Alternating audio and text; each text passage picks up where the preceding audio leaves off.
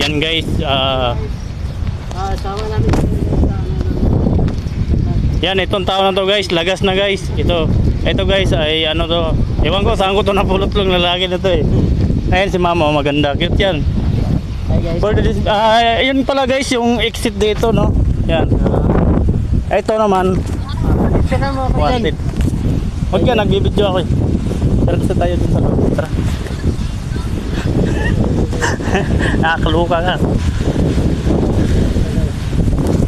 Dito. Patok. And guys, dito basahin natin kung anong dahilan bakit niya natay si Dr. Si Rizal at anong tanong nga. Dito. Hoy.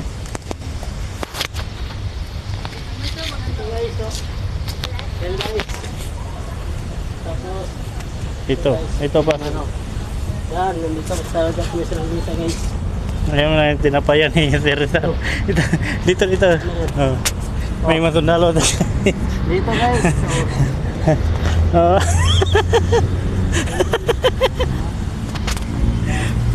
Yan. Hindi ko may talata dito kung bakit pinatay sa Sir Rizal. Yan. Dito, bakit pinatay si Dr. Rizal guys? Dito kami ngayon sa Lunita. Ito. Kita niyo yan guys. Yan. Ito yung dahilanan guys na pinatay si Dr. Rizal. Itong lugar na to guys. Ikot. Yan. Bawal ko. Dito guys. Dito pinatay si Dr. Rizal noong 1941. Yan. Dito siya. Maraming revolto dito guys. Kung gusto nyo pumunta dito sa Lunita Park, ganda dito guys. Maraming dito, masyalan. Tapos pwede pa kayo makapag-picture dito guys. Si Sir Rizal ay tinamaan guys. Ayan guys. Nakita ko talaga si Dr. Rizal guys. Pambansang bayani natin guys. Malaking papasalamat ko sa ating ngayon cameraman dahil sa kanya guys at dahil sa amo namin mga amo namin nakapasil kami dito sa Lunita Park.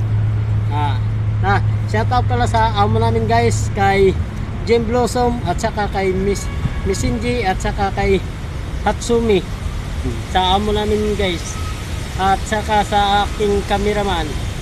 Shout out sa kanya at proud na proud ako. Nakita ko sa kahit tribulto lang, nakita ko si Dr. Rizal sa kahit tribulto, nakita ko siya sa personal kahit tribulto.